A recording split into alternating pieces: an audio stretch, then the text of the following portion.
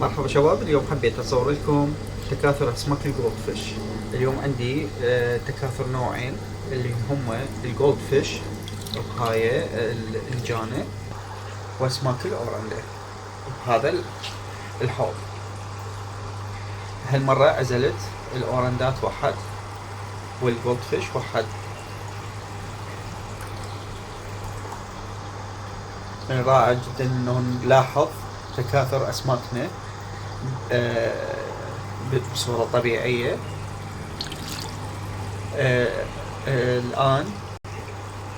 الآن شهر العاشر وهو موسم التكاثر يستمر لغاية الشهر الثاني.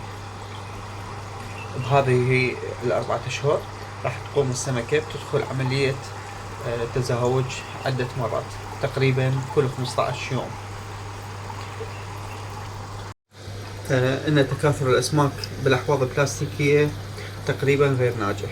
أني التجأت لهاي الطريقة بسبب ضيق المكان عندي، إذ لا تتوفر لدي أحواض كافية وملائمة لتكاثر الأسماك. فاضطريت أنه أخليهم في هاي الأحواض البلاستيكية. الأحواض البلاستيكية أكثر من مرة يتكاثرن بيها ولكن تفشل، فما أنصحكم بيها. بس أنا حبيت أصور لكم عملية التكاثر. أنا الحمد لله عندي أفراخ من عندهن هواية، ف يعني هاي طاقتي الإنتاجية. أما اللي دا يصير هسه فهو فائض عن طاقتي الإنتاجية، ولهذا أنا أخلي هذه الأحواض البلاستيكية لكي لا أحرمها من عملية التكاثر الطبيعية. أتركها، إن نجح نجح وإن فشل فشل.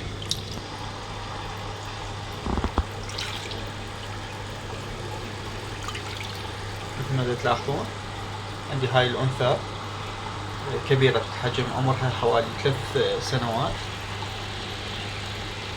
أما الأصغر منها فعمرهم 7 أشهر أو 8، ولكنهم نشطين جنسيا ويحققون تكاثر، لأن أنا مجربهم أكثر من مرة. أنا أوضع لهم بعض النباتات. هاي النباتات تحفزهم على وضع البيوض عليها. نباتاتهم عندي قليلة صارت، لأن أغلب النباتات عليها بيوض في أحواض أخرى، فأني أخلي هذا القليل من النباتات راح تحفزهم على وضع البيوض. صحيح أنه راح يأكلون بعض البيض، ولكن لو تلاحظون أنا ما أهتم أنه يأكلون بعض البيض. الآن هم مهتمين بالتكاثر وليس بالطعام. أي سمكة تبدي أنه تأكل البيض راح أبدي أخرجها من الأحواض، وأبقي بالأحواض فقط اللي قاعد تتكاثر. مثل ما هسه تشوفون عندي هذا الذكر بدأ يأكل البيض، راح أطلعه من الحوض. ما شاء الله الآن اكتملت عملية وضع البيوض. الأسماك بدأت ترتاح من هاي العملية. الساعة الآن 10 صباحا، وهو على الأغلب موعد انتهاء عملية التزاوج. هاي البيوض وضعوها على جدار حوض البلاستيكي. مثل ما قلت لكم أنا ما أشجعكم تكاثرون أسماككم بالأحواض البلاستيكية، لأنه عن تجربة على الأغلب سوف لن تفقس هذه البيوض. ولكن أنا لضيق المساحة عندي أحواض ما عندي كثيرة التكاثر، اضطريت أخليها بهذا الحوض. الآن أصبحت البيوض جاهزة للتفقيس بعد 3 أيام. لا تخافون، ما يقدرون ياكلوها. لو لأنه الدليل أنه ما يقدرون ياكلوها، البيوض تحمل مادة لاصقة قوية. لو حتى لو احنا ردنا نشيلها بإيدينا ما راح نستطيع. كلش قوية، كلش لزقتها قوية بالجدار. ولهذا أنا ما دير بال بعض الأخوة يقولوا لي راح ياكلون بيض. نعم، ياكلون بيض اللي ما التصق ما تلقح. فلا تخافون إذا أكلوا بعض البيوض، لأنها على الأغلب سوف لن تفقس. بهذا الحوض الثاني البلاستيكي هم تقريبا انتهت عملية التزاوج ووضع البيوض. بعد قليل راح اطلعهن من الحوض لانه لا والله بعدكو بعدهن تشوفون فتحة الشرجية شلون متوسعة. هذا ذكر عنده تكون فتحة الشرجية مسح، تكون غير بارزة، متوسعة، تتوسع أثناء عملية التزاوج لإطلاق الحيامن الذكرية. وراح نلاحظها عند الأنثى همينة. مثل ما قلت لكم أشجعكم على البلاستيك، أحواض بلاستيكية، يعني عن تجربة ما راح تفقس.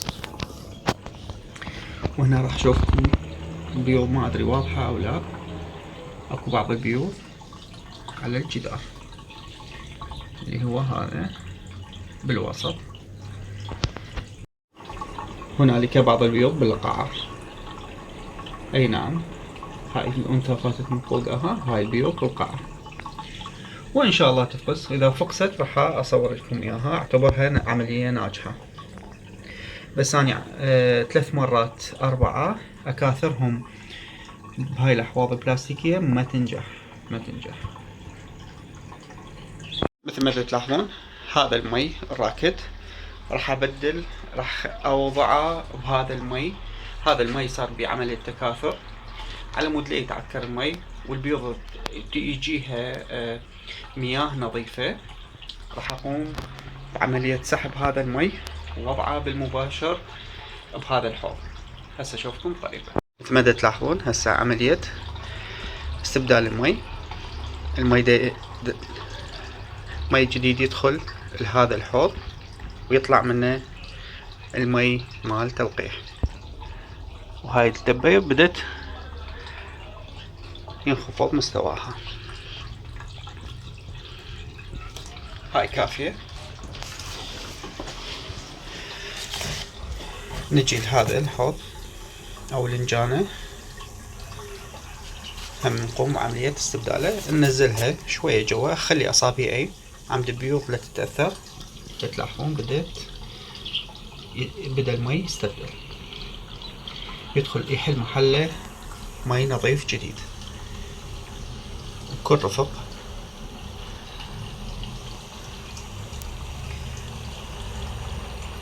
الآن راح أضيف محلول التعقيم الأزرق الميثيلين بلو، بعض قطرات، إذا ما عندكم مو مشكلة، المهم مياه نظيفة،